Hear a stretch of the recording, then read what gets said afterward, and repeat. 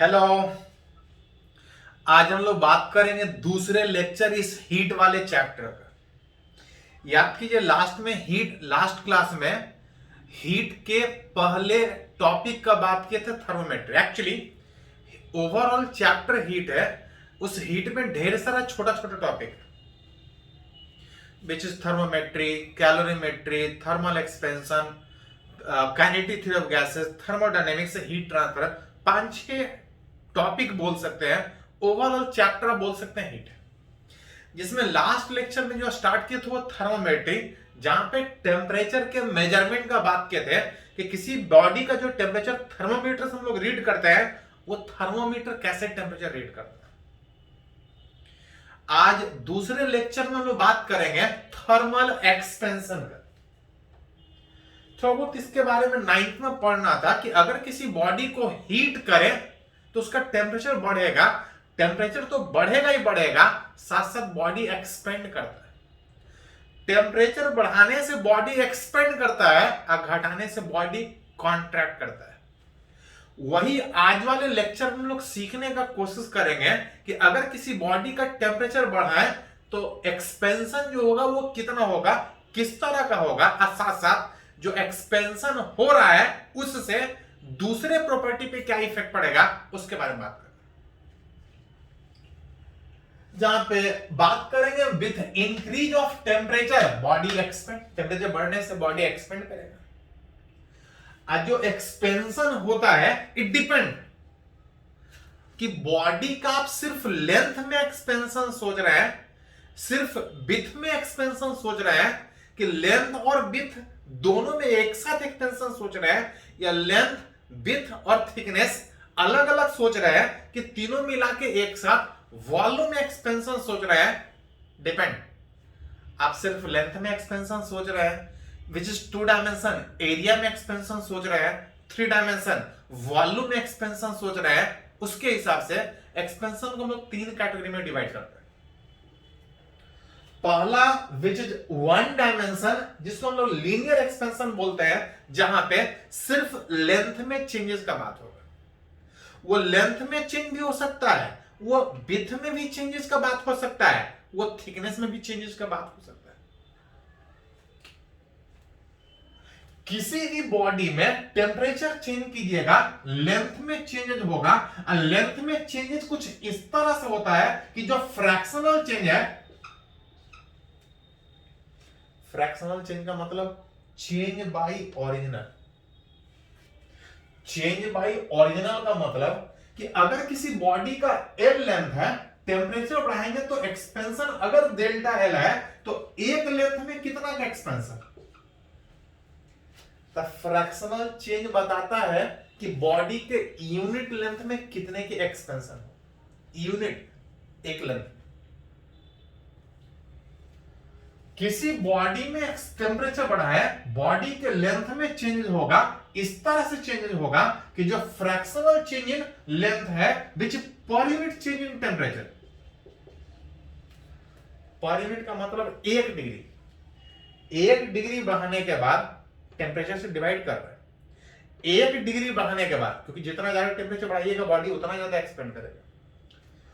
पर unit change in temperature, 1 degree change temperature करने के बाद उसके लेंथ में कितना का चेंज होगा, जो फ्रैक्शनल चेंज होगा, it is constant for a given material. इस कांस्टेंट को हम लोग अल्फा से लिखते हैं, where alpha is called as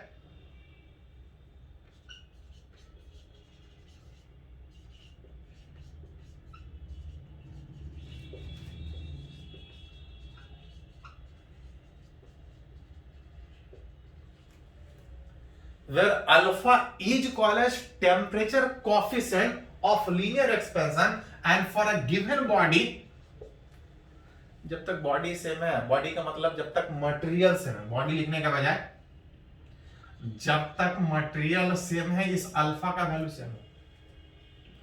material change करेगा, अल्फा चेंज करेगा, लेकिन कुछ इस तरह से कि इतने का रेशो हर हमेशा कांस्टेंट तब तक कांस्टेंट होगा जब तक मटेरियल सेम नहीं है। एंड इस अल्फा को बोलते हैं temperature coefficient of linear expansion, जो बता रहा होता है कि कौन से मटेरियल के एक्सपेंशन का बात किया है। दैट इज जो चेंज इन लेंथ होगा is equal to cross multiply कीजिएगा एल अल्फा डेल्टा थीटा। देखिए जितना ज्यादा लेंथ होगा किसी बॉडी का टेम्परेचर बढ़ाएंगे तो एक्सपेंशन उतना ज्यादा होगा, जितना ज्यादा टेम्परेचर बढ़ाएंगे एक्सपेंशन उतना ज्यादा होगा। और साथ साथ इस बात पे भी डिपेंड करेगा कि कौन से मटेरियल को आप हीट कर रहे हैं, एल्युमिनियम कि स्टील को हीट कर रहा है कि वुड को हीट कर रहा है, कौन से मटेरियल को हीट कर रहा है, इस पे भी डिपेंड करेगा कि एक्सपेंशन कितना।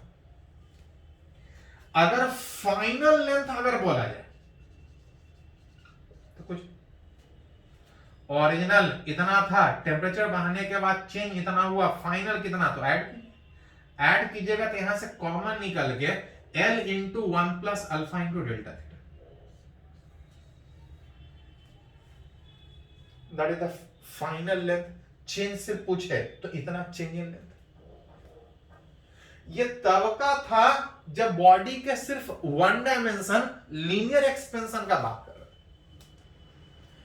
लीनियर एक्सपेंशन का मतलब बॉडी के सिर्फ लेंथ का बात कर रहा था। वो लेंथ ये वाला भी हो सकता है, सिर्फ ये वाला थिकनेस वाला भी लेंथ हो सकता है।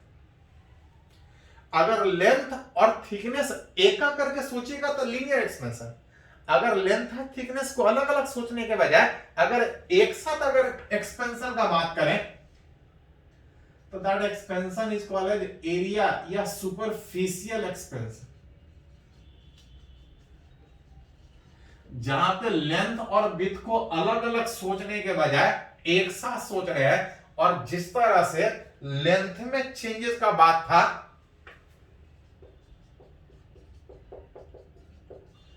सेम तरीके से यहां पे एरिया में चेंजेस का बात है। लैंग्वेज के टर्म में वही चीज लिख सकते हैं कि पर यूनिट एरिया में जो चेंजेस होगा टेम्परेचर चेंज करने के बाद कुछ इस तरह से कि इसका रेशियो हमेशा कांस्टेंट होगा, और इस कांस्टेंट का वैल्यू मटेरियल पे डिपेंड करेगा।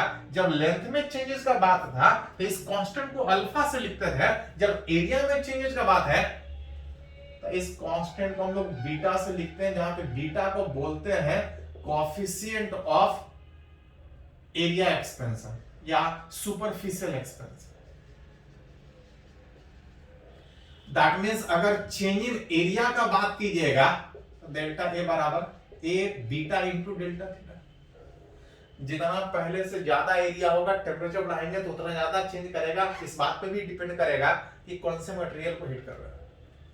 फाइनल एरिया अगर बोला जाए तो आप रिलेट कर सकते हैं ए थीटा बराबर ओरिजिनल इतना चेंज इतना हो रहा है। अगर एक रिलेशन में बोला जाए अब बिल्कुल उसी तरह से अगर लेंथ और विड्थ को एक साथ सोचने के बजाय लेंथ विड्थ और थिकनेस अगर सबको मिला के एक साथ अगर उसके वॉल्यूम के चेंजेस का बात करें, volume expansion that is 3D, ये 2D होगा। तीनों डायरेक्शन में अगर एक साथ एक्सपेंशन का बात करें तो यहां भी रूल वही है। मतलब जिस तरह से लेंथ में चेंजेस का बात था, जिस तरह से एरिया में चेंजेस का बात था, बिल्कुल सेम तरीके से वॉल्यूम में भी चेंजेस का बात है। और साथ साथ यहां पे जब वॉल्यूम में चेंजेस का बात होगा इसको हम लोग गामा से रिप्रेजेंट करते हैं। इसका भी वैल्यू मटेरियल कि कौन से मटेरियल के चेंजेस का बात, where gamma is called coefficient of volume expansion.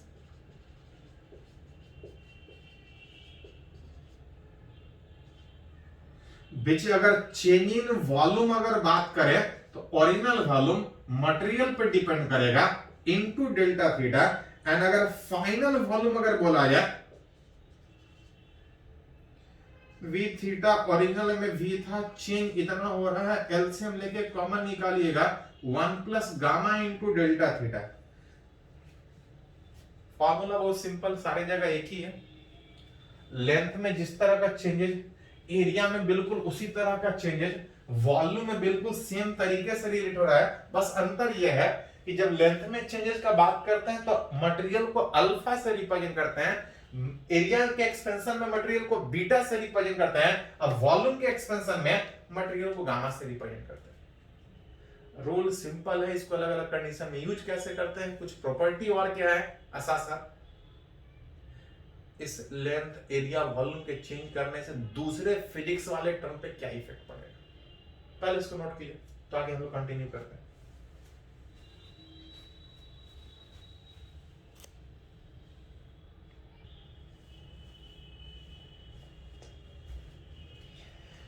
तो बात की कि टेम्परेचर बढ़ने से बॉडी एक्सपेंड कर रहा था, लेंथ चेंजेस का बात था, एरिया में चेंजेस का बात था, वॉल्यूम में चेंजेस का बात था। फॉर्मूला बहुत सिंपल एक ही तरीके से था। हाँ, इसको अलग अलग कंडीशन यूज कैसे करेंगे, इसके चेंजेस से दूसरे पे क्या फर्क पड़ेगा, कुछ एप्लीकेशन में सीखने के बाद किसको अलग अलग तरीके से कैसे लेंथ एरिया जो वॉल्यूम में चेंज हो रहा है यूज करेंगे।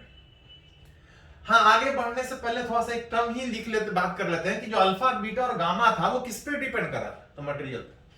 जब तक मटेरियल सेम है अल्फा का वैल्यू सेम था। हाँ, बीटा से अलग होगा लेकिन अल्फा का वैल्यू सेम था, बीटा का भी वैल्यू सेम था। हाँ, बीटा और अल्फा अलग अलग था। हाँ, मटेरियल चेंज करेगा तो अल्फा चेंज करेगा। बॉडी जिस भी शेप में हो, शेप से नहीं मटेरियल पे डिपेंड कर रहा था, किस अल्फा बीटा गामा का वैल्यू, कि एल्युमिनियम का है कि आयरन का है कि स्टील का है, किसके एक्सपेंशन का बात कर रहे हैं उस पर डिपेंड करेगा इस अल्फा बीटा गामा का वैल्यू। हाँ, नया टर्म थोड़ा सा आया है तो हम लोग डायमेंशन बात करेंगे। अल्फा बीटा और गामा का डायमेंशन तीनों का एक ही होता है। आप किसी एक से स्टार्ट कर सकते हैं। जैसे अल्फा का डिफिनेशन क्या था, fractional change in length per unit rise in temperature. ये भी लेंथ ये भी लेंथ, ये दोनों कैंसिल हो जाएगा। अब टेम्परेचर को कैसे लिखते हैं, केल्विन। इसको ऊपर लेके जाइएगा तो के का पावर माइनस, यूनिट लिखिएगा तो ऐसा यूनिट में अगर बात कीजिएगा तो पर केल्विन, केल्विन टेम्परेचर का यूनिट। हाँ, एक अदर जो जनरली हम लोग यूज करते हैं, जनरली टेम्परेचर को हम लोग सेल्सियस में यूज करते हैं, अतः यहां पे पर डिग्री सेल्सियस। इस तरह से या इस तरह से आपको लिखा मिलेगा पर डिग्री सेल्सियस।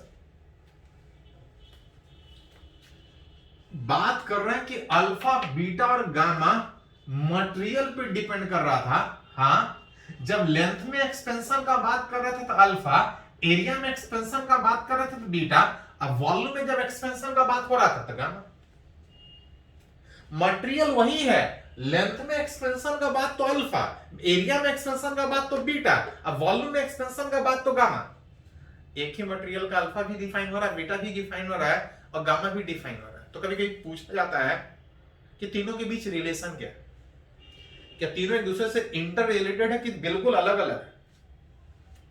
तो एक करके थोड़ा सा रिलेट करने का कोशिश करेंगे कि अगर रिलेशन है तो कैसा है relation between alpha and beta.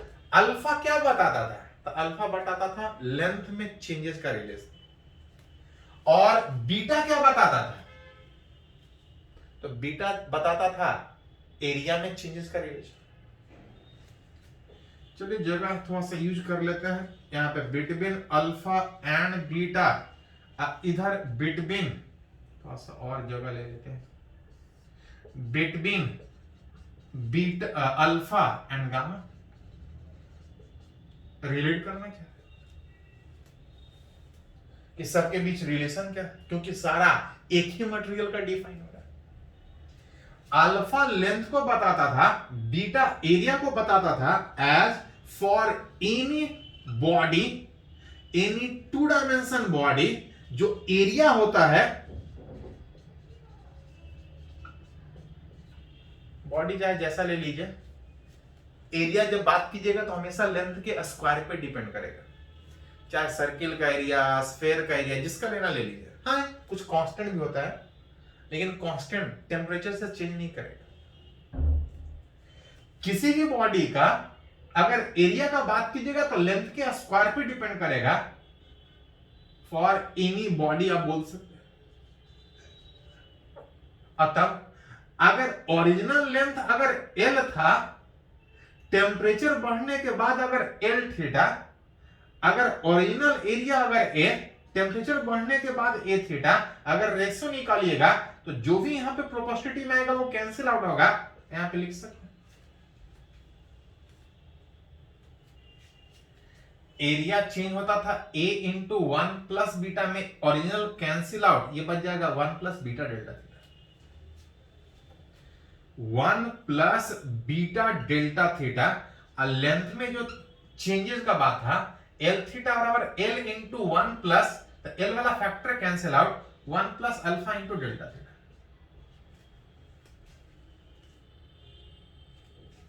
Actually ये जो अल्फा बीटा और गामा का वैल्यू होता है ये 10 का पावर -5 होता है, लगभग 10 टू द पावर -5 के ऑर्डर में।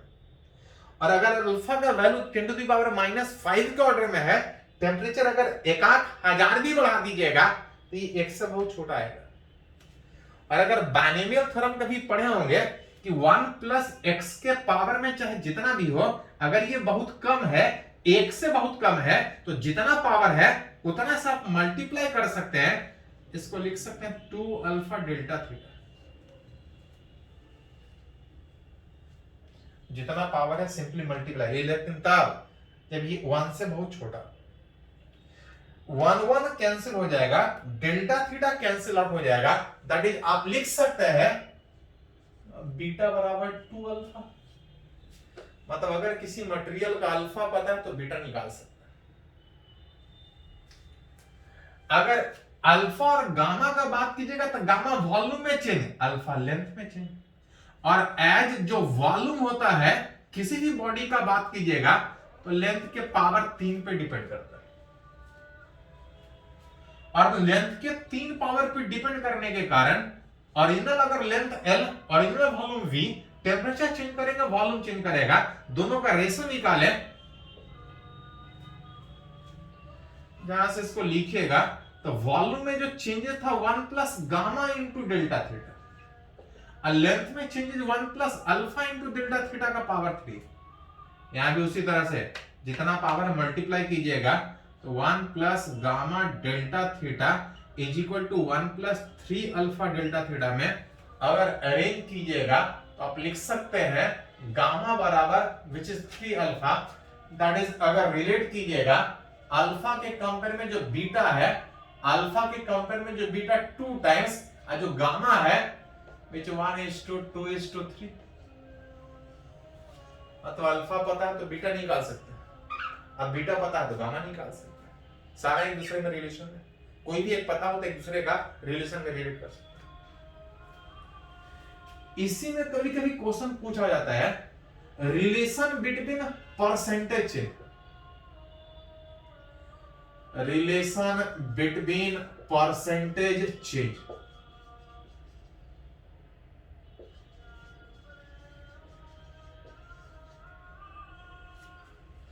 बात था कि किसी भी बॉडी का टेम्परेचर बढ़ा है तो लेंथ भी चेंज करेगा, एरिया भी चेंज करेगा, वॉल्यूम भी चेंज करेगा। अगर परसेंटेज चेंज इन अगर एरिया निकालने का बात हो तो परसेंटेज चेंज इन एरिया अगर रिलेट कीजिएगा तो परसेंटेज चेंज का मतलब होता है change by original into some, ये फ्रैक्शनल चेंज इनटू 100। जहां पे एरिया में जो चेंजेस था which is a into beta into delta theta, जहां पे एरिया वाला फैक्टर कट जाएगा, beta into delta theta into 100 लिख सकते। इस बीटा को हटा के आप चाहें तो 2 into alpha into delta theta लिख सकते हैं। ये वाला बता रहा है परसेंटेज चेंज इन लेंथ, मतलब अगर किसी बॉडी का अगर परसेंटेज चेंज इन लेंथ पता हो तो परसेंटेज चेंज इन एरिया कितना होगा आप यहां से निकाल सकते हैं। लेंथ में परसेंटेज चेंज दे दे, एरिया में कितना परसेंटेज चेंज तो निकाल सकते हैं। Similarly percentage change in volume कितना, तो सेम तरीके से वहां पे गामा आएगा, गामा की जगह डालिएगा 3 अल्फा, मतलब परसेंटेज चेंज इन वॉल्यूम अगर रिलेट कीजिएगा तो लेंथ का 3% चेंज। साथ साथ एक चीज और ध्यान दीजिएगा, ऑल्सो जो परसेंटेज चेंज इन लेंथ था जो परसेंटेज चेंज था, चाहे लेंथ का बात कीजिए चाहे एरिया का बात कीजिए, अगर गौर से देखिएगा तो ये अल्फा पे डिपेंड कर रहा है। अल्फा पे डिपेंड करने का मतलब मटेरियल पे डिपेंड कर रहा है। मतलब जब तक मटेरियल सेम है, जब तक मटेरियल सेम है, लेंथ ज्यादा हो कम हो, मटेरियल जब तक सेम है, लेंथ ओरिजिनल में क्या है उससे कोई फर्क नहीं पड़ेगा। जो परसेंटेज चेंज है वो सिर्फ इस बात पे डिपेंड करेगा कि मटेरियल कौन सा है और टेम्परेचर कितना चेंज कर रहा है। पहले से लेंथ कितना था उससे कोई फर्क नहीं पड़ेगा। It is independent of original length, it is independent of original area, it is independent of original volume. Length में चेंज डिपेंड करेगा कि ओरिजिनल कितना लेंथ है, लेकिन जो परसेंटेज चेंज है ये अपने ओरिजिनल लेंथ से इंडिपेंडेंट होगा। इसको थोड़ा नोट कीजिए। तो जो फॉर्मूला ये निकाले हैं उसको थोड़ा यूज करते हैं, पर इसको नोट कीजिए।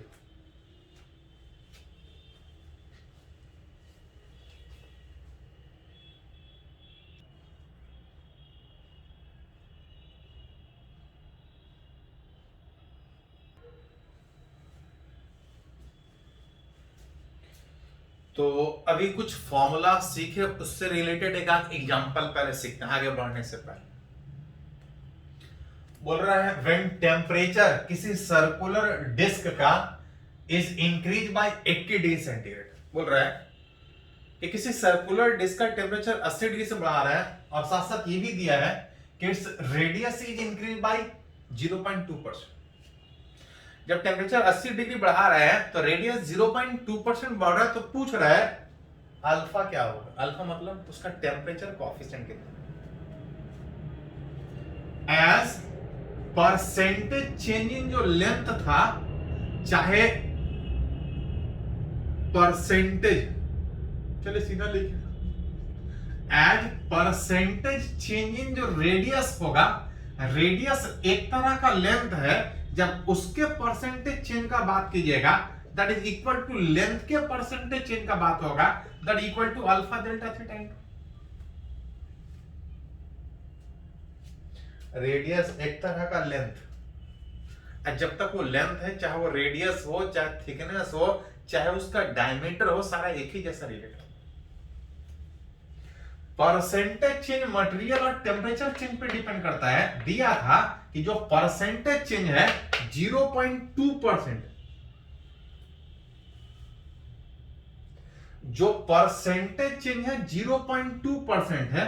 अल्फा आपसे पूछा जा रहा है और जो डेल्टा थीटा दिया है 80 डिग्री इंटू 100, अब पूछ रहा है इस अल्फा का वैल्यू कितना होगा।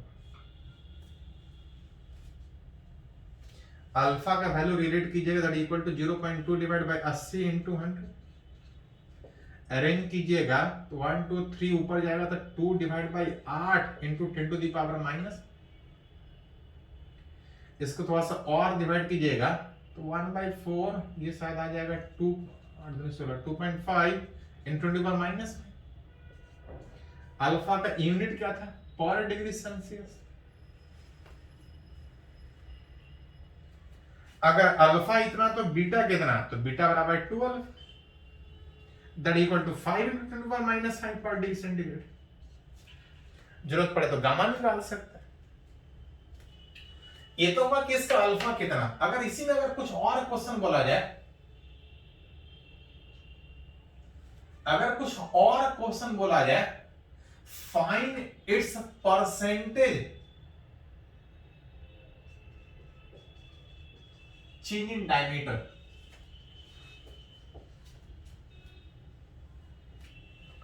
रेडियस में परसेंटेज चेंज दिया, बोल रहा है इसके डायमीटर में कितने का percentage change. Percentage change in diameter अगर बात की जाएगा, it is equal to percentage change in length.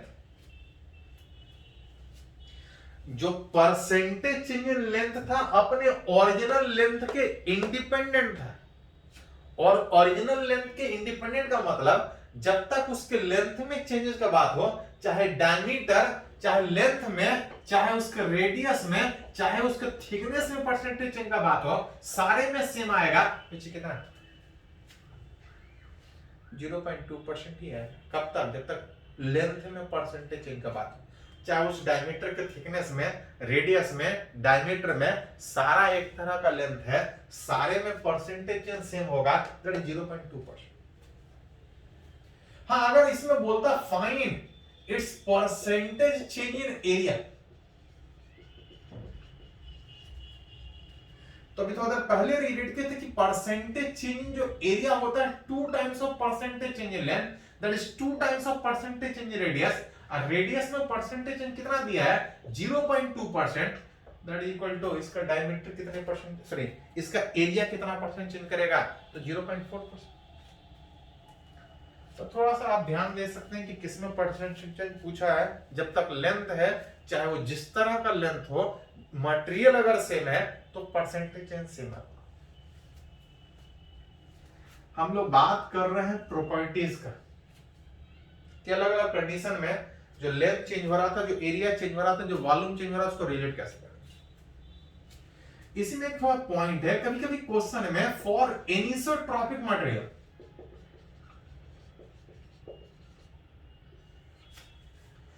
कभी कभी बोलेगा कि मटेरियल का एक्सपेंशन एक्स डायरेक्शन में कुछ और है और वाई में अलग।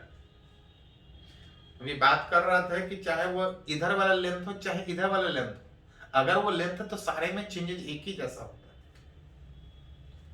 है। वैसे मटेरियल जहां पे डायरेक्शन पे मटेरियल का प्रॉपर्टी चेंज ना हो रहा हो, डायरेक्शन पे मटेरियल का बिहेवियर डिपेंड नहीं कर रहा होगा, उसको बोलते हैं आइसोट्रोपिक ऑब्जेक्ट। लेकिन कुछ ऑब्जेक्ट ऐसा भी होता है कि एक्स में बिहेव और करेगा, वाई में कुछ और करेगा, that material is called as anisotropic material. कोई ऑब्जेक्ट मान लेते हैं इस तरह से 3 डायमेंशन है, जिसमें इसका बिहेवियर एक्स में कुछ और, वाई में कुछ और, जेड में कुछ और, जिसमें अगर एक्स में एक्सपेंशन अगर अल्फा एक्स से, वाई में एक्सपेंशन अगर अल्फा वाई से, अगर जेड में एक्सपेंशन अगर अल्फा जेड से, मतलब कि x में कुछ और रिलेशन से एक्सपेंशन है, y में कुछ और, अगर z में कुछ और, तो आपको ये देखना पड़ेगा कि एक्सपेंशन x में पूछा कि y में पूछा। अगर तीनों में दिया है तो उस तरह से निकाल सकते हैं, अलग अलग, x में अलग सोचेंगे, y में अलग सोचेंगे, x y z में तो अलग अलग सोचेंगे। कभी कभी यह बोलेगा कि अगर इस ऑब्जेक्ट का अगर एरिया में एक्सपेंशन अगर सोचा जाए, जैसे अगर एरिया में एक्सपेंशन अगर ओ ए बी सी में बोला जाए, ओ ए बी सी में जो कि एरिया को बता रहा है, ये एक्स और जेड में है। जब बीटा का बात करते हैं तो 2 अल्फा आता था, विच अल्फा प्लस अल्फा, अगर दोनों डायरेक्शन में सेम है तो 2 अल्फा, अगर एक्स में अलग है, ओ ए बी सी एक्स और जेड में है, इसको लिखिएगा तो alpha x plus alpha Z आपको लिखना पड़ेगा, क्योंकि एक्स में बिहेवियर अलग है, जेड में अलग है। ये ओ ए बी सी एक्स और जेड प्लेन में होने के कारण 2 अल्फा को हटा के इस तरह लिखना पड़ेगा। अगर ए बी जी एफ वाला लिखना हो तो ए बी जी एफ लिखना हो तो देख सकते हैं ए बी जी एफ में आगे पीछे नहीं है, ए बी जी एफ में y में है और z में, ये ऑब्जेक्ट इस प्लेन में, which is 2 अल्फा के बजाय alpha y plus alpha z, depend कौन से प्लेन में। अगर बॉडी का वॉल्यूम एक्सपेंशन का बात हो तो गामा बराबर 3 अल्फा था, लेकिन तीनों डायरेक्शन में ऑब्जेक्ट अलग अलग होने के कारण अल्फा अल्फा एक्स में, वाई में और जेड में, तीनों में अलग अलग सोचना पड़ेगा। ये अलग से बोला जाए तब सोचते हैं, जब तक नहीं कुछ बोला जाए मटेरियल आइसोट्रोपिक, डायरेक्शन पे उसका बिहेवियर डिपेंड नहीं करेगा। एक्स में सोचिए, वाई में सोचिए, जेड में सोचिए, एक ही जैसा बिहेव करेगा। हाँ, अगर क्वेश्चन में अलग से बोला गया है इस तरह से, तब ये सोचे। चलिए इसको नोट कीजिए थोड़ा सा, तो आगे हम लोग कंटिन्यू करते हैं। ये शायद सी तक हो गया था, ये डी नंबर था, आगे कंटिन्यू करते हैं।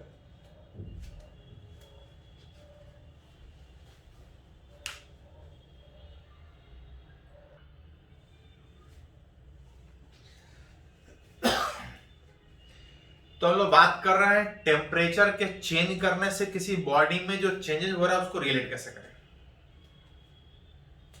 बात था कि लेंथ एरिया वॉल्यूम चेंजेस का जो फॉर्मूला था वो बिल्कुल सिमिलर तरीके से यूज कैसे करेंगे उसके बारे में बात करें। अभी तो उधर पहले पढ़े थे कि अगर मटेरियल अलग अलग डायरेक्शन में बिहेवियर अलग अलग है, दैट इज एनिसोट्रोपिक, उसमें बहुत ज्यादा नहीं पढ़ना है। जो हम लोग को पढ़ना है वो आइसोट्रोपिक ही पढ़ना है, मतलब मटेरियल का जो प्रॉपर्टी है वो डायरेक्शन के independent. For an isotropic object जो एक्सपेंशन होगा सिमेट्रिकल, विच जैसा एक्सपेंशन एक्स में वैसा ही वाई में वैसा ही जेड में, डायरेक्शन पे डिपेंड नहीं करेगा। Direction the expansion is symmetrical. और साथ साथ एक पॉइंट है, इसको समझने के लिए डायग्राम बनाते हैं। जैसे कोई एक ऑब्जेक्ट भरा हुआ इस तरह से पूरा भरा हुआ, जिसका कुछ लेंथ होगा कुछ विड्थ होगा। अगर यही ऑब्जेक्ट अगर ऐसा कंसिडर करें कि अगर इसमें से अगर कुछ सेगमेंट अगर काट के हटा दें, ये दूसरा वाला फिगर, आप जितना पोर्शन यहां से काटे हैं इसको साइड में रख देना, विच इज फिगर 3 वाला।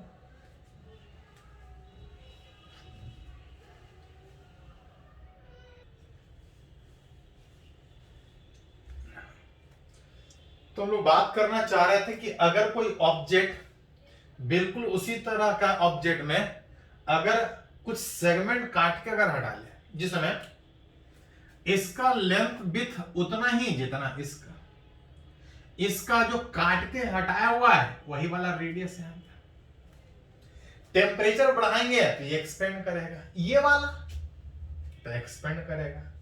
लोग कंफ्यूज रहते हैं कि टेम्परेचर बढ़ाएंगे तो मटेरियल एक्सपेंड करेगा, और अगर मटेरियल एक्सपेंड करेगा तो होल का साइज बढ़ेगा कि होल का साइज घटेगा। चारों तरफ मटेरियल है, मटेरियल एक्सपेंड करेगा, साइज बढ़ेगा, बिल्कुल उसी तरह से बढ़ेगा जैसा भरे होने के बाद था। अगर कोई सेगमेंट अगर काट के हटा दिया जाए तो अब भी अगर एक्सपेंशन का बात करें तो चाहे पूरा भरा हो चाहे कुछ सेगमेंट काट के हटा हुआ, अगर सेम मटेरियल है तो expansion of figure 1 is equal to expansion of figure 2। इसका एक्सपेंशन बिल्कुल उसी तरह से होगा जैसा इसका। हाँ, कंफ्यूजन होता है होल में। अगर इस होल का एक्सपेंशन का बात करें तो होल एक्सपेंड करेगा कि कॉन्ट्रैक्ट करेगा। तो मटेरियल चारों तरफ था, ये एक्सपेंड कर रहा है, साइड तो बढ़ेगा ही बढ़ेगा, और साथ साथ इसका जो होल है वो भी घटता नहीं है, बढ़ता है। एक्सपेंशन सिमेट्रिकल होगा and it is in radially. जो एक्सपेंशन होता है वो बाहर की ओर, outward direction. Radially outward direction का मतलब कि अगर ये एक्सपेंड करेगा तो जो होल है बिल्कुल उसी तरह से एक्सपेंड करेगा जैसा पूरा होने के भरे, जैसे पूरा भरे होने के बाद होता है।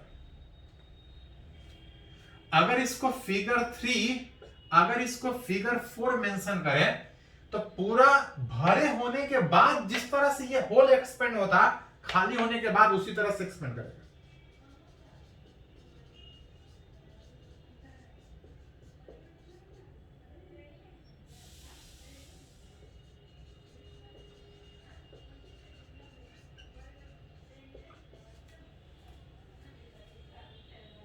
बिल्कुल एक ही जैसा सिमेट्रिकली एक्सपेंड करेगा।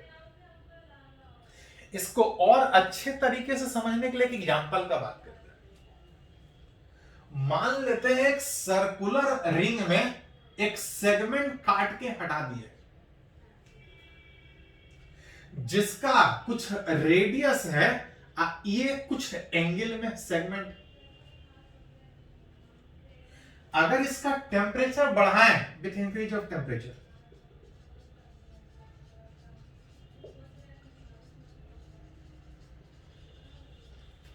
अगर इसका टेम्परेचर अगर बढ़ा दें, टेम्परेचर अगर बढ़ा दें तो ये एक्सपेंड करेगा, एक्सपेंशन में जो होगा खाली होने के बाद जिस तरह से, भरा होने के बाद जिस तरह से एक्सपेंशन होता है, खाली होने के बाद बिल्कुल उसी तरह से इसका रेडियस बढ़ेगा, इसका रेडियस बढ़ेगा।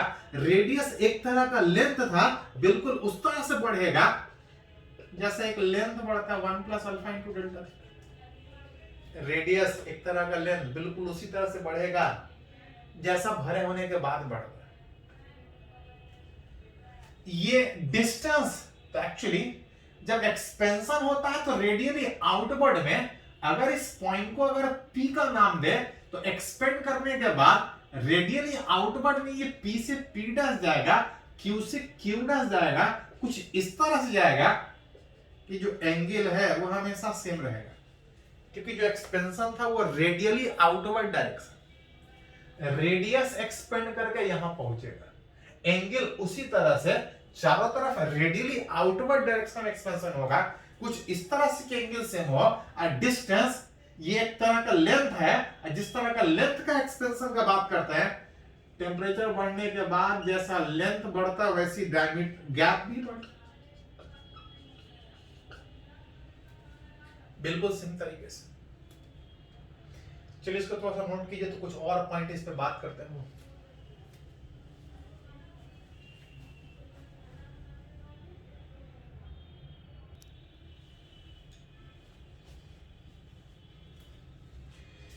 तो हम लोग सीख रहे हैं कि टेम्परेचर का इफेक्ट क्या होगा, लेंथ कितना चेंज करेगा, एरिया वॉल्यूम किस तरह से रिलेट करेंगे, और साथ साथ सीखना चाह रहे हैं कि टेम्परेचर चेंज करने से किसी बॉडी का जो लेंथ, एरिया और जो वॉल्यूम चेंज हो रहा था, इसके हेल्प से, इसके कारण दूसरे फिजिक्स के टर्म पे क्या इफेक्ट पड़ेगा। जैसे एक बात करना चाह रहे हैं, effect of temperature on time of A watch based on oscillation of a simple pendulum. Actually कभी कभी देखे होंगे, फील किए होंगे घड़ी में कि जो दीवार वाला घड़ी होता है, आप टाइम सही से मिला के रखे होंगे, लेकिन ज्यादा गर्मी वाले मौसम में, ज्यादा विंटर वाले मौसम में हो सकता है कि घड़ी अपने आप फास्ट हो गया होगा, घड़ी आप हो सकता है अपने आप स्लो हो गया होगा।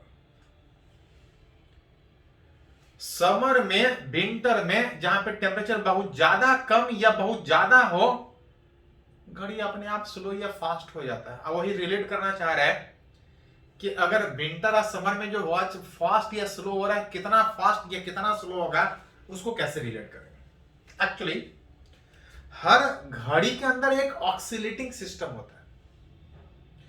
अब उस ऑक्सीलेशन को देख के घड़ी का सुई आगे बढ़ता है। अगर कोई वॉच अगर सिंपल पेंडुलम के बेस्ट पे है तो एज फॉर सिंपल पेंडुलम पढ़े हैं कि जो टाइम पीरियड होता है वो 2π√L/J। इसी ऑक्सीलेशन को देख के घड़ी का सुई आगे बढ़ता है। घड़ी समय नहीं देखता है, घड़ी का सुई जो निडल है, जो सेकंड वाला हैंड है, वो टाइम नहीं देख के आगे बढ़ता है। घड़ी के अंदर जो ऑक्सीलेटिंग सिस्टम है उसको देख के वो घड़ी का सुई आगे बढ़ेगा। और किसी सिंपल पेंडुलम का जो टाइम पीरियड होता है, व्हाट इज सिंपल पेंडुलम, तो कुछ नहीं, एक स्ट्रिंग से अगर कोई पार्टिकल अटैच है, साइड से के छोड़िएगा तो ये अपने आप आगे पीछे करेगा, एक फिक्स समय के बाद आगे पीछे करेगा, जिसको हम लोग टाइम पीरियड बोलते हैं। 2π√L/J सिर्फ एक ही चीज पे डिपेंड करता है कि उस स्ट्रिंग जिससे वो हैंग कर रहा है उसका लेंथ कितना है। घड़ी के अंदर जो ऑक्सीलेशन होता है इसी ऑक्सीलेटिंग सिस्टम पे बेस्ड। अगर टेम्परेचर बढ़ जाए तो जी पे तो नहीं फर्क पड़ेगा, पाई पे तो नहीं फर्क पड़ेगा, उस ऑक्सीलेटिंग सिस्टम जो घड़ी के अंदर ऑक्सीलेट कर रहा है उसका लेंथ चेंज हो जाएगा। With change of temperature, with change of temperature length change करेगा, that is time period change करेगा। अगर दोनों का रेशियो अगर रिलेट करें तो T(θ/T) is equal to √L(θ/A)। बाकी सब सेम था, रेशियो निकाले तो कैंसिल। अगर ओरिजिनल लेंथ अगर L तो time period T, temperature change करने से लेंथ उस ऑक्सीलेटिंग सिस्टम का चेंज कर रहा है, टाइम पीरियड चेंज कर रहा है। लेंथ चेंज करता 1 plus alpha into delta theta वाला रिलेशन से, और रूट का मतलब पावर 1/2, अगर बाइनोमियल थ्योरम से तोड़ने का बात करें कि 1 के कंपेयर में जब बहुत छोटा होगा, अल्फा बीटा का वैल्यू 10 टू दी पावर -5 के ऑर्डर में होने के कारण इसका वैल्यू जनरली 1 से बहुत छोटा होता है। 1 से बहुत छोटा होने के कारण जितना पावर है आप सिंपली मल्टीप्लाई कर सकते हैं। देन जो फ्रैक्शनल चेंज इन जो टाइम पीरियड होगा, fractional change in time period, fractional change का मतलब होता है चेंज बाय ओरिजिनल। चेंज का मतलब अगर पहले टाइम पीरियड टी था, टेम्परेचर चेंज करने के बाद इतना, तो चेंज बाय ओरिजिनल, जिसको डिवाइड करके लिखिएगा तो ऐसा लिख सकते हैं T theta by T, T theta by T -1 लिखिएगा is equal to half alpha delta. Question होता है कि टेम्परेचर चेंज कर रहे हैं, टाइम पीरियड चेंज हो रहा है, फ्रैक्शनल चेंज इतना हो रहा है। क्वेश्चन होता है what is the meaning of fractional change. Fractional change का मतलब होता है कि घड़ी अगर पहले इतना टाइम पीरियड में था, टेम्परेचर चेंज कर रहे हैं, घड़ी के टाइम में इतना का चेंज हो रहा है, टी समय में इतना का चेंज, तो एक समय में कितना का चेंज,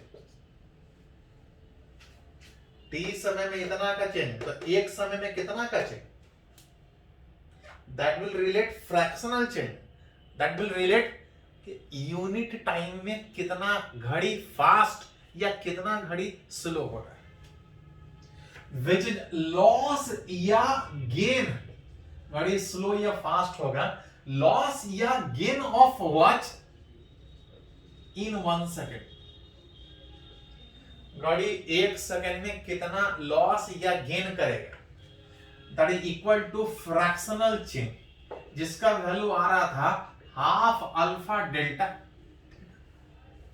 मतलब अगर बोले कि घड़ी कितना स्लो या कितना फास्ट होगा तो रिलेट कर सकते हैं, लेकिन ये जो लॉस या गेन का बात है वो कितना सेकंड में, 1 सेकंड में घड़ी कितना स्लो या कितना फास्ट होगा। अगर इन 1 डे अगर निकाला जाए तो लॉस या gain of time in watch in 1 day, अगर एक दिन में घड़ी कितना स्लो कितना फास्ट हुआ तो घड़ी 1 सेकंड में इतना लॉस या गेन हो रहा था। अगर एक दिन में अगर लॉस या गेन करने का बात हो तो इतना से मल्टीप्लाई करना पड़ेगा, जो आंसर आएगा वो सेकंड में आएगा कि घड़ी एक दिन में इतना सेकंड फास्ट या इतना सेकंड स्लो। अब क्वेश्चन उठता है कि घड़ी फास्ट होगा कि स्लो होगा, फास्ट होगा तो कब फास्ट होगा और स्लो होगा तो कब स्लो होगा। बात था कि घड़ी का सुई टाइम देख के आगे नहीं बढ़ रहा, ऑक्सीलेशन देख के आगे बढ़ रहा। अगर प्रैक्टिकली समझने के लिए मान के चले कि घड़ी के अंदर जो ऑक्सीलेटिंग सिस्टम है अगर 2 सेकंड में आगे पीछे कर रहा है, ये तब है जब घड़ी सही रीड कर रहा है, वॉच सही रीड कर रहा है। अगर टेम्परेचर बढ़ जाए तो टेम्परेचर बढ़ेगा तो लेंथ बढ़ेगा, टाइम पीरियड बढ़ेगा। टाइम पीरियड का मतलब था एक बार आगे पीछे करने में कितना समय लग रहा है। इन समर, अगर समर में बात करें, अगर समर में बात करें टेम्परेचर बढ़ जाएगा, टेम्परेचर बढ़ने का मतलब टाइम पीरियड बढ़ जाएगा। जो घड़ी पहले 2 सेकंड में आगे पीछे कर रहा था, अब समझने के लिए इतना ज्यादा चेंज नहीं होता है, समझने के लिए मान के चल रहा है कि 3 सेकंड में आगे पीछे कर रहा है। जब घड़ी सही था, जो वॉच सही था, जब उसके अंदर का ऑक्सीलेटिंग सिस्टम 2 सेकंड में आगे पीछे कर रहा था तो घड़ी का सुई 2 बार आगे बढ़ रहा था, घड़ी सही रीड कर रहा था। अगर वो 2 सेकंड के बजाय 3 सेकंड में ऑक्सीलेट करे, घड़ी 3 सेकंड में आगे पीछे कर रहा है। हो कितना रहा है? 3 सेकंड आगे पीछे कर रहा है। घड़ी का सुई समय नहीं देख रहा है, वो देख रहा है एक बार आगे पीछे किया, 2 बार बढ़ना था। पहले 2 सेकंड में आगे पीछे करता था, 2 बार आगे बढ़ता था, घड़ी सही रीड करता था। समर में टाइम लेंथ बढ़ने के बाद टाइम पीरियड बढ़ गया, 3 सेकंड में आगे पीछे कर रहा है, लेकिन घड़ी कितना रीड कर रहा है? तो घड़ी समय थोड़ी देख रहा है, वो तो देखा एक बार आगे पीछे हुआ, हमको 2 बार बढ़ना है, 2 बार बढ़ गया। लेकिन आगे पीछे कितना देर में किया, 3 सेकंड में। बढ़ा कितना, 2 सेकंड, मतलब घड़ी स्लो होगा। मतलब बोल सकते हैं इन समर टाइम पीरियड वो इंक्रीज करेगा, टाइम पीरियड इंक्रीज करेगा, लेकिन जो वॉच है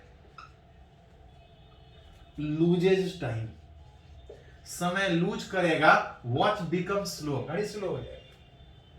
हो रहा था 3 सेकंड, लेकिन घड़ी 2 ही सेकंड आगे बढ़ा। इन विंटर, बात समझने का कोशिश कर रहा था कि नॉर्मल अगर सही था तो 2 सेकंड में आगे पीछे कर रहा था, घड़ी का सुई 2 बार आगे बढ़ रहा था, घड़ी सही रीड कर रहा था। विंटर में टाइम पीरियड घट जाएगा। समझने के लिए टाइम पीरियड जो 2 सेकंड था वो घट के 1 सेकंड, घड़ी 2 सेकंड में आगे पीछे कर रहा था, 2 आगे बढ़ रहा था, सही था। लेकिन विंटर में जब टाइम पीरियड घट जाएगा, घड़ी 1 ही सेकंड में आगे पीछे करेगा, आगे पीछे 1 सेकंड में करेगा, लेकिन एक बार आगे पीछे किया तो घड़ी का सुई 2 बार आगे बढ़ गया, हुआ 1 सेकंड, लेकिन घड़ी बढ़ गया 2 सेकंड, मतलब वॉच फास्ट हो गया। Watch becomes fast, gain time, becomes fast, जल्दी नहीं बढ़े, हुआ 1 ही सेकंड, लेकिन घड़ी का सुई ये टाइम थोड़ी देख रहा है, ऑक्सीलेशन देख रहा है कि एक बार आगे पीछे होकर हमको 2 बार बढ़ जाना है। किस तरह से सोच सकते हैं कि समर में घड़ी लूज होगा, कितना लूज होगा, तो एक दिन में इतना घड़ी लूज होगा। विंटर में घड़ी टाइम गेन करेगा, कितना फास्ट होगा, तो एक दिन में इतना, 1 सेकंड में इतना गेन या लूज करने का बात होगा। तो बहुत बार सीधा सीधा क्वेश्चन ही पूछा जाता है, जैसे जेईई में पूछा इस तरह से, फॉर्मूला बेसिस पे आप रिलेट कर सकते हैं। चलिए इसको नोट कीजिए पहले।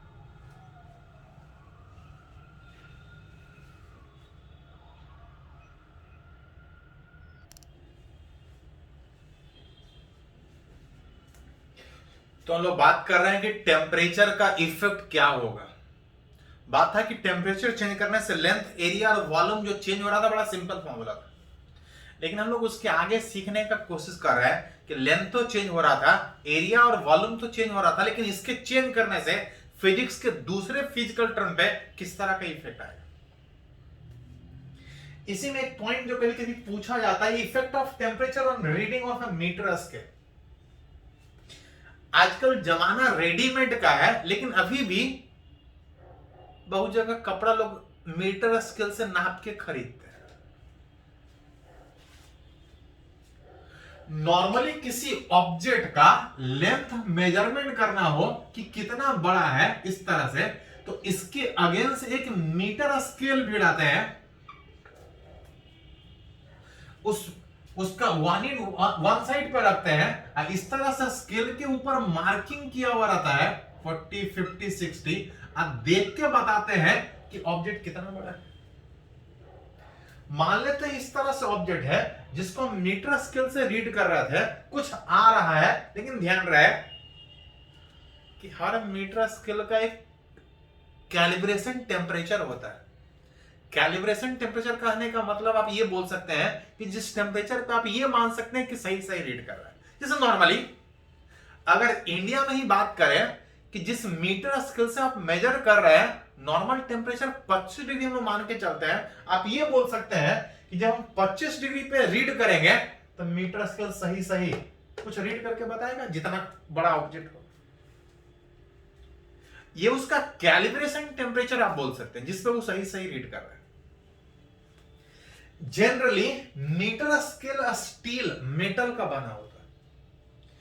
अगर गलती से अगर 25 डिग्री के बजाय अगर ऐसे रीजन में ऐसे दिन उस ऑब्जेक्ट का मेजरमेंट कर रहे हैं जहां पे टेम्परेचर बहुत ज्यादा बढ़ा हुआ है, मान लेते हैं कि बहुत ज्यादा गर्मी है, 25 डिग्री से बजाय 45 डिग्री टेम्परेचर बढ़ा हुआ है, ऑब्जेक्ट का अगर एक्सपेंशन अभी नहीं सोचे, अगर उसको नॉन कंडक्टिंग जो कि बहुत ज्यादा नहीं एक्सपेंड करता है, ऑब्जेक्ट अगर बहुत ज्यादा एक्सपेंड ना किया हो, लेकिन अगर मीटर स्केल अगर मेटल का है, अगर हाई टेम्परेचर पे अगर रीड करने का कोशिश कर रहे हैं, तो मीटर स्केल इटसेल्फ एक्सपेंड कर जाएगा। एक्सपेंड करने का मतलब जो 50 यहां था वो कुछ आगे होगा, उसके सामने इतना ज्यादा चेंज नहीं होता, 1-8 मिलीमीटर का चेंजेस का बात है समझने के लिए कि सही टेम्परेचर पे 50 रीड कर रहा था, अगर हाई टेम्परेचर पे बात करें तो मीटर स्केल के एक्सपेंशन के कारण जो 50 यहां था थोड़ा आगे बढ़ेगा, 40 के सामने इस तरह से जो ऑब्जेक्ट 50 सेंटीमीटर का था हम लोग 40 ही उसको रीड कर पाए, क्योंकि मीटर स्केल एक्सपेंड करेगा। अगर टेम्परेचर बहुत ज्यादा बढ़ने के बजाय अगर बहुत ज्यादा घट जाए, जैसे विंटर में 1 डिग्री 2 डिग्री टेम्परेचर पहुंच जाए,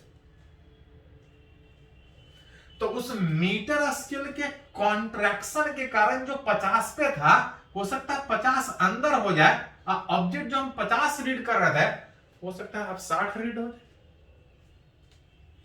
मतलब अगर मीटर स्केल अगर कंडक्टिंग मटेरियल का है जो ज्यादा एक्सपेंड या कॉन्ट्रैक्ट कर रहा है, उसके एक्सपेंशन या कॉन्ट्रैक्शन से ड्यू टू एक्सपेंशन या contraction with the change of temperature, with the change of temperature, अगर उस मीटर स्केल में एक्सपेंशन या कॉन्ट्रैक्शन हो रहा है ड्यू टू एक्सपेंशन या कॉन्ट्रैक्शन ऑफ मीटर स्केल, सही सही वाला वैल्यू कुछ और होगा, स्केल हमको कुछ और रीड करके देगा। स्केल 50 था, रीड 50 करना था, लेकिन ये सही सही टेम्परेचर पे जब रीड कीजिएगा तब टेम्परेचर जब बढ़ रहा है तो ऑब्जेक्ट 50 का था लेकिन रीड 40 ही कर रहा है।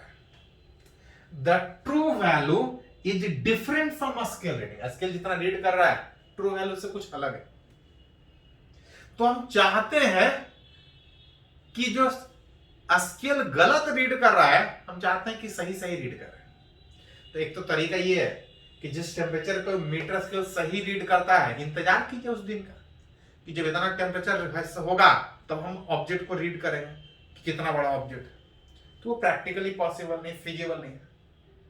लेकिन चाहते हैं कि जो स्केल गलत रीड कर रहा है टेम्परेचर चेंज करने से, हम चाहते हैं कि सही वाला वैल्यू हमको मिले।